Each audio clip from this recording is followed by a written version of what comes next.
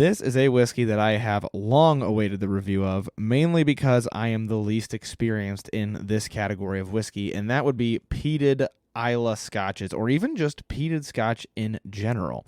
So for those of you who have read the title, you know that today we are reviewing Ardbeg Tenure. But before we get to that, first of all, my name is Chris, and I'm the host of the Whiskey Noobs podcast, which you are right now listening to because you probably clicked on Whiskey Noobs on Spotify or Apple Podcasts. And as I mentioned today, we are reviewing Ardbeg Tenure, which is a single malt whiskey from Islay in Scotland. So it is from the region of Scotland known as Islay. For those of you who aren't very familiar with Scotland, it's divided into many regions, and one of them is Islay, which is known very much for its peated scotches. And for those of you who don't know what a peated scotch is, I will cover that very briefly. So a peated scotch has an intense smoky flavor to it because of the way that it is made. It is made by malting the barley like you do for any single malt, but when they malt it, they wet it down so that it sprouts, kind of trick it into growing.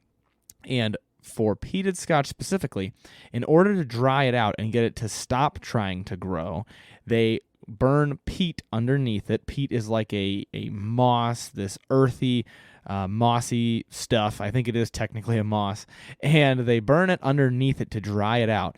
And by doing that, it imparts these very smoky flavors into the scotch. And that is what Ardbeg Tenure is. As I mentioned, peated scotches are basically probably one of the categories that I have the least experience in, right up there with like Japanese whiskeys, which I don't drink too many of. So I'm pretty excited to get into it because up to this point, the vast majority of my experience with peated scotch, I have had a couple of other ones from a friend who had a bunch of different scotches, but that was a while ago. So the majority of my experience with peated scotch is from Laphroaig Tenure, which we've had on the show a few times, but its actual review episode was episode 10 of the podcast, if you want to go listen to that. So I am very excited to compare Ardbeg Tenure to Laphroaig 10, which I will be doing. I did get myself a little glass of Laphroaig to kind of compare the two. They definitely seem to be rivals, and they definitely come up anytime somebody's talking about Islay Scotch. Laphroaig and Ardbeg undeniably come up, but based solely on my experience online on Instagram and on TikTok, people seem to mention / ask about Ardbeg a little bit more. So I'm hoping that means I'm going to enjoy it more, but we'll see. I'm very excited to see how it is similar, how it is different from Laphroaig Tenure. So this episode is going to be basically just a straight up review episode. I'm going to be comparing it, like I said, a little bit to Laphroaig Tenure, and I'm going to talk a little bit about how I like it with my limited experience in Islay scotches. I think that'll be really good perspective for those of you who are also still a little bit newer to the Islay scotches. So without further ado, let's get into this review. So we're reviewing Ardbeg Tenure. As I mentioned, this is a single malt scotch. It is aged for 10 years, as the name would indicate, and it is 46% alcohol by volume. One of the things that they list on the bottle and they also put on the website that I think is really interesting, I think maybe it's a bit of marketing, but we'll see how it holds up. It says, Ardbeg 10 years old is revered around the world as the peatiest, smokiest, most complex single malt of them all. Which makes sense. It smells very peaty so far in my glass. But it goes on to say, yet it does not flaunt the peat. Rather, it gives way to the natural sweetness of the malt to produce a whiskey of perfect balance. That I find pretty interesting, that you're basically saying, oh yeah, it's aggressively peaty. And then it's like, but it's not, aggressively peaty. It's not aggressively peaty. So I'm really interested to see what that means. It smells very peaty.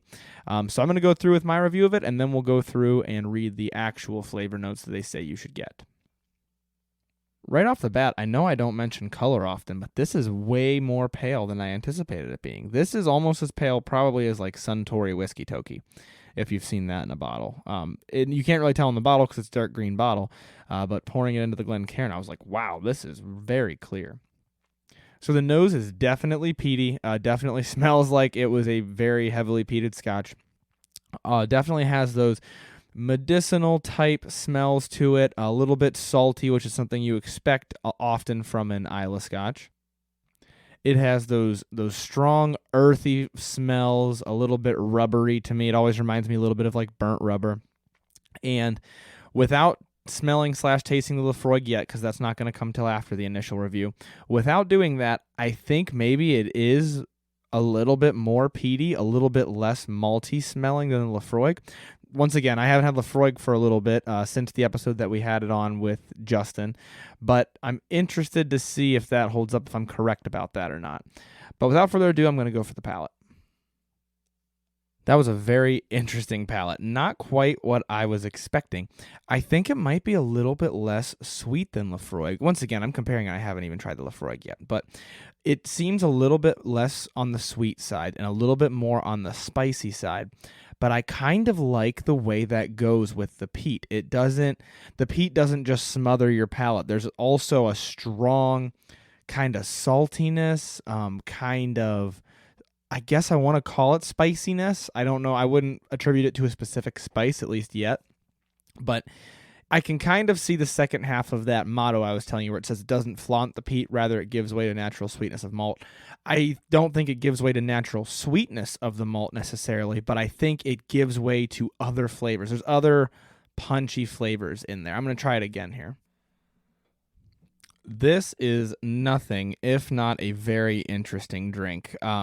I would say you can get some of the maltiness out of it, like you can with Laphroaig. You can get some maltiness once you get past the peat. But it has a distinct bite to it that I don't recall from Laphroaig. We're going to try it here in a few minutes. But it reminds me almost, this is probably just because I just had this the other day. I put it on something, I don't remember what. But it reminds me of seasoned salt. If you ever had seasoned salt, it's not just like normal salt. It's like the orange salt you can buy that has like seasonings mixed in with it or whatever. It reminds me of that a little bit. It has like this fiery, obviously smoky palate with like this seasoned salt type flavor that comes after the smoke. It's definitely an interesting palate, but let's talk about the finish a little bit. I'm going to take one more sip. Let me tell you, the third sip was different from the second sip, which was different from the first sip, and that's probably partly attributed to the fact that my palate's not quite warmed up. It's warming up as we go here. But very interesting flavor to it. The third sip, after the finish, after everything went away, I got a lot of just strong salt on my tongue. Like I had just put seasoned salt in my hand and licked it. That's kind of what it reminds me of. Or like if you've ever eaten really salty popcorn and then like licked your fingers and you just got that salt. And it's like it dries out your mouth a little bit. Not as oily as I guess I anticipated. I don't know why I was thinking it was going to be more oily, but I did think it was going to be more oily. But not very oily of a finish. A little bit dry, not horrendously, not like, oh my gosh, there's cotton balls in my mouth, but definitely on the drier side. And almost like you just have salt on your tongue. That's what it's reminding me of. I'm very interested to see what they say you should get from it. So let's skip into that. And one of the things I absolutely love about their website is it has paragraphs for each thing. It's not just like, oh, you should get this, this, and this. They have a full-on paragraph for the nose, a paragraph for the taste, and a paragraph for the finish. So let's talk about the nose a little bit. It says, for the nose, peat infused with zesty lemon and lime, wrapped in waxy dark chocolate. Bold menthol, menthol's a good one, and black pepper sliced through the sweet smoke, followed by tarry ropes. If it's pronounced tarry or terry, I don't know. It sounds like tarry. Don't even know what that means. And graphite. Savor the aroma of smoked fish and crispy bacon alongside green bell peppers, baked pineapple, and pear juice.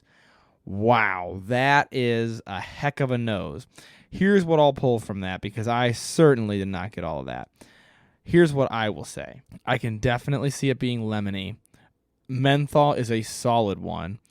Black pepper is for sure that's the spice I was talking about. I get that on the palate as well. We'll see what they say for the palate. Crispy bacon, I need to smell again. So if I really picture bacon in my head, I can smell it. I cannot get bell peppers.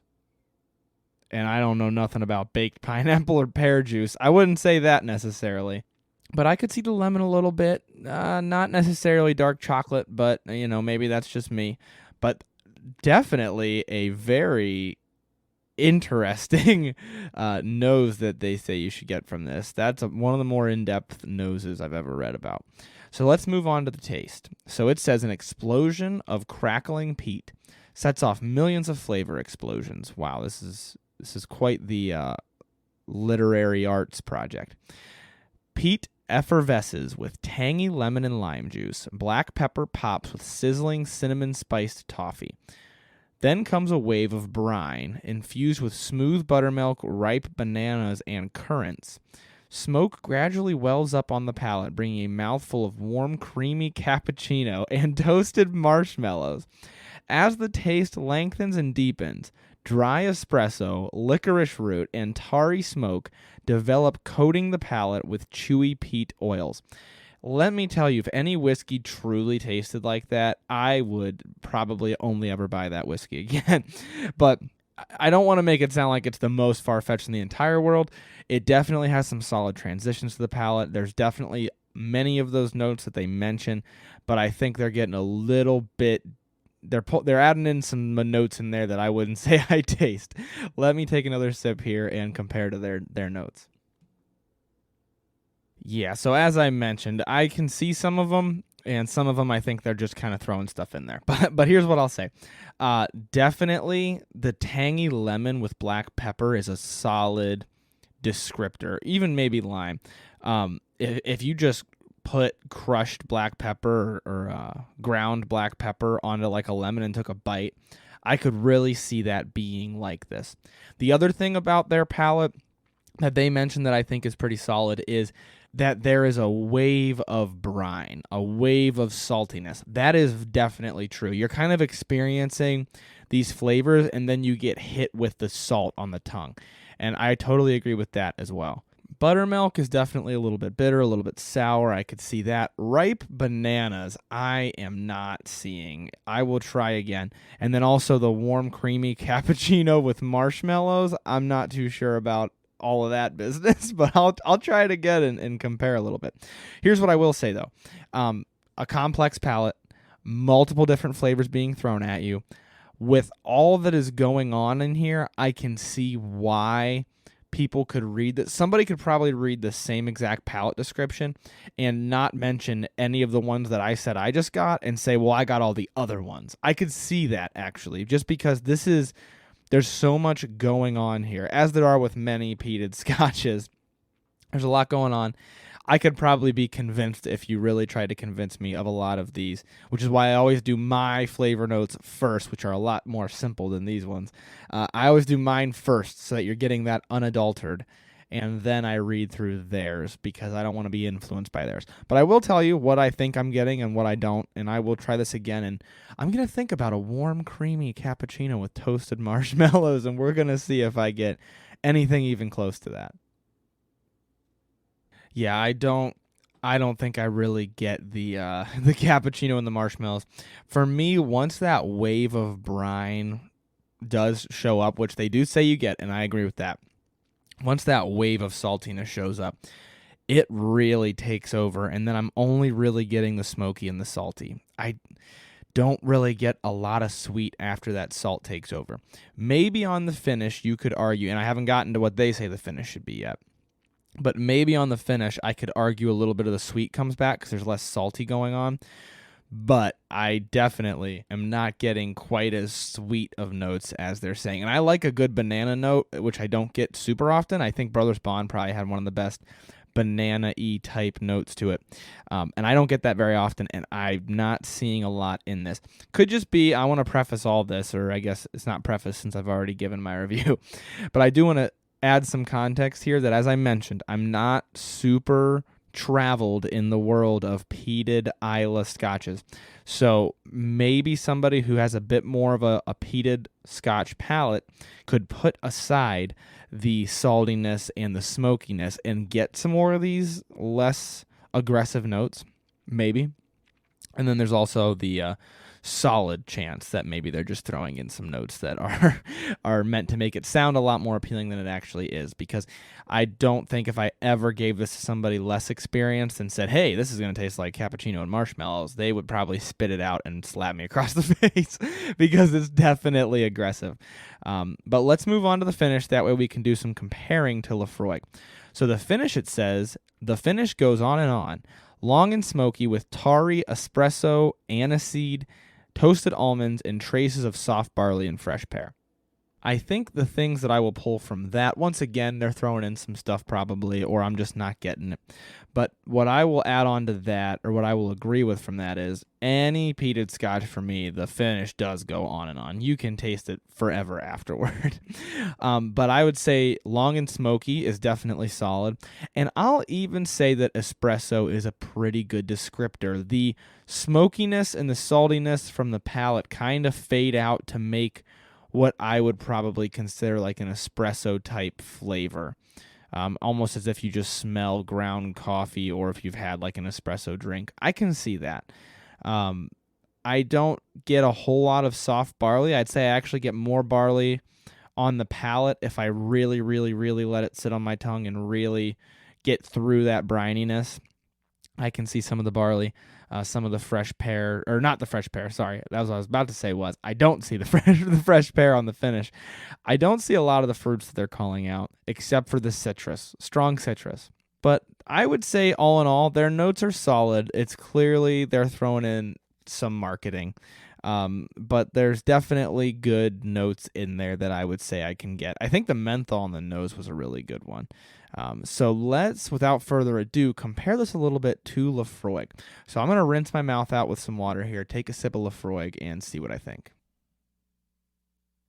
Undoubtedly, Laphroaig is a different beast entirely. They both have the strong peat. Laphroaig, for me, I don't know if this is going to make a lot of sense. Laphroaig is more fall, and Ardbeg is more spring. Laphroaig has more of a leafy, burning leaves type smell and taste to it. They both have a little bit of that medicinal, like what they call menthol and Ardbeg. They both have a little bit of that. But Laphroaig has more of like a sweetness and more of a subtlety to it, I think. That peat is a little bit more overpowering because the other notes are a little bit underpowering. Whereas the Ardbeg has a lot of these powerful notes, black pepper, lemon, that sort of a thing going on. And don't get me wrong, Laphroaig definitely is still a little bit salty. But the Laphroaig has almost more subtle notes that let the peat take over a bit more. And so while it sounds like it might be more pleasant, more sweet, and the sweetness makes it sound more pleasant, I would almost argue that maybe it's not, because it's the peat doesn't have anything to compete with. The peat can't compete. And so you're getting a lot of the peat. I'm going to, without rinsing my mouth out, try the Laphroaig and go straight to the Ardbeg and see what I think. So, going from Laphroaig straight to Ardbeg, you get the spicy, seasony, black pepperiness, maybe a little bit of the lemon of the Ardbeg comes through, but almost no peat because of all that peat in the Laphroaig. I took a drink of water and I did the opposite. I went Ardbeg to Laphroaig, and the Laphroaig almost gets totally trampled by the Ardbeg because the Ardbeg has all those other sweet flavors, whereas the Laphroaig, you do get some of the smokiness, and you only get that leafy note that I would describe as walking through the woods after all the leaves have fallen in the fall and it rained. And that is the best way to describe, I think, Laphroaig for me, or that note in Laphroaig. But it doesn't have as much of the spiciness, as much of the pepper as the Ardbeg has. I almost think I might prefer the Ardbeg. I don't know for sure. I think maybe they're just different beasts. Maybe I don't prefer one over the other, because the Laphroaig is heavier. The Laphroaig is definitely a bit more. It's more on my palate, more on my stomach. It feels like more, but still sweeter and kinder, just a lot more. Whereas Ardbeg is a little bit less heavy, a little bit lighter, a little bit, I guess I want to say sparkier though, like punchier for sure. And so you get this punchiness, but it's not quite as heavy on your palate. I don't know if anything I just described made sense, but that's the way that I see these. Is the Ardbeg's a little bit less on your palate, a little bit less, maybe body is the right word for this, but that body that it does have is punchier, whereas Laphroaig is a little bit more body, but that body is a little bit more mellow, sweet, just a lot. Almost like you could say, if you put a little bit of sugar in some water, it's going to be less sweet than maple syrup.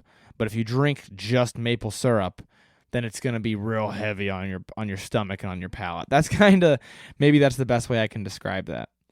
I think it might be a dead tie for which one I prefer. I don't know. I mean, this wasn't intended to be like a which one's better episode. I just wanted to compare the two. But I thought maybe one of them would really stand out above the other. But I think it's just apples and oranges, because the Ardbeg has all these nice punchy flavors, which I really like. But the salt is almost overwhelming. The amount of like brininess that you get, and just the punchiness of the notes that you're getting. Whereas with the Laphroaig, it's kind of nice and calm and sweeter, but it's so much of that flavor that it weighs me down a little bit, and then so much of that smoke as well with it. So I think I would leave it to Laphroaig. To me, is more of a fall and autumn time drink, whereas Ardbeg is a little bit more of maybe a spring. Don't get me wrong, I would drink both of these year round, and I do, and I'm almost out of Laphroaig actually. But that is just if I had to characterize them. I get a little bit more of a leafiness from the Laphroaig and a little bit more salty sea spray, lemon zest, and black pepper from the Ardbeg.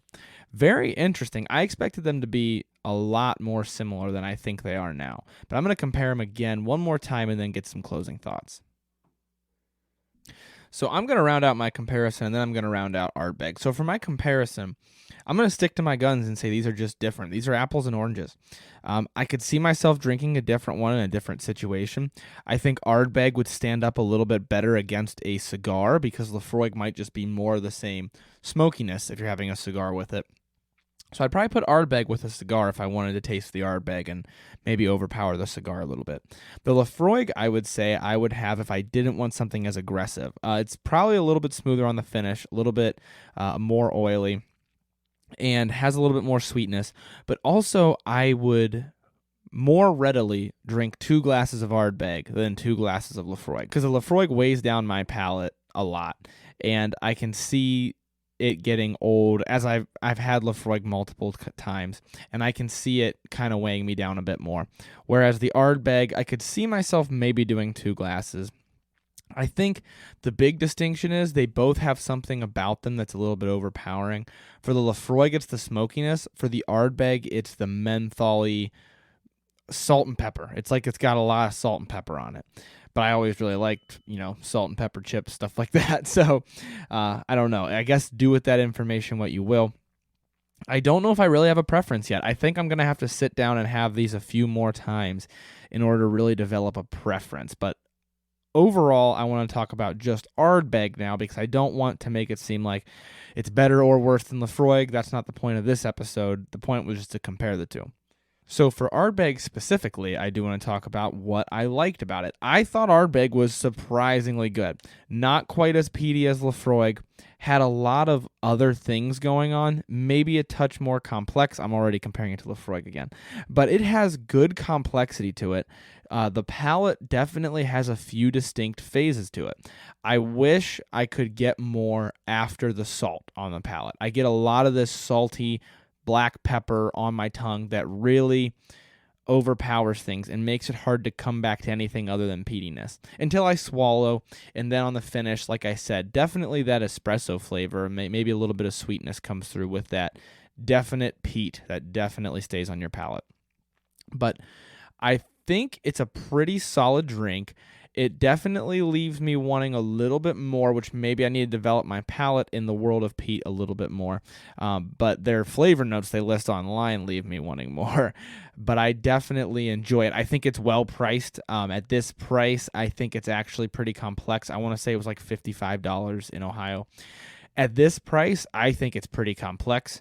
I think it has great characteristics to it. I think I would totally see myself grabbing this in a different situation than I'd see myself grabbing Laphroaig. Like I said, apples and oranges. I don't know if I like one more than the other, but I like them both, and they're both challenging without a doubt. So when I'm in the mood for something a bit more challenging, I could definitely see myself picking up the Ardbeg and trying it. I love, love, love that the peat does not overpower the whole palate. If anything, maybe the salt overpowers the palate. But I love that you're getting other things with the peat. It's got a little bit more spiciness to it.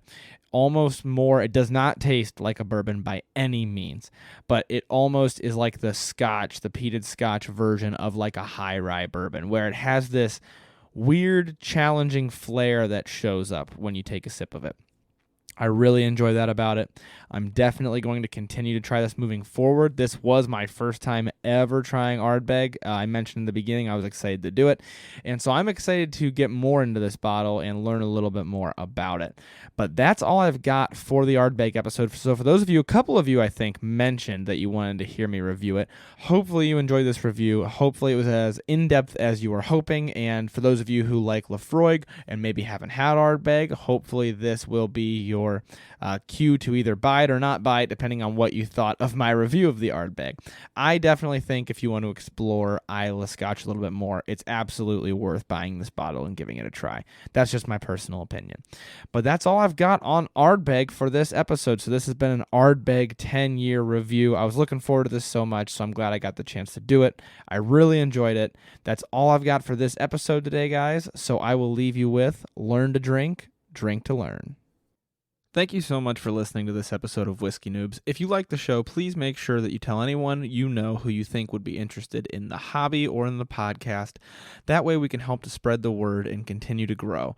Please also make sure to review the show on Apple Podcasts and share our posts on Instagram at whiskey_noobs or on TikTok at Whiskey Noobs Podcast. It only takes a couple of minutes, and it really does a lot to help spread the word and grow the podcast.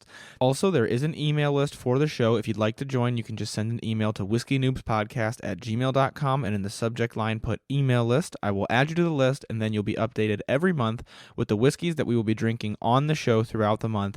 That way you can drink right along with us and see if you're getting the same notes.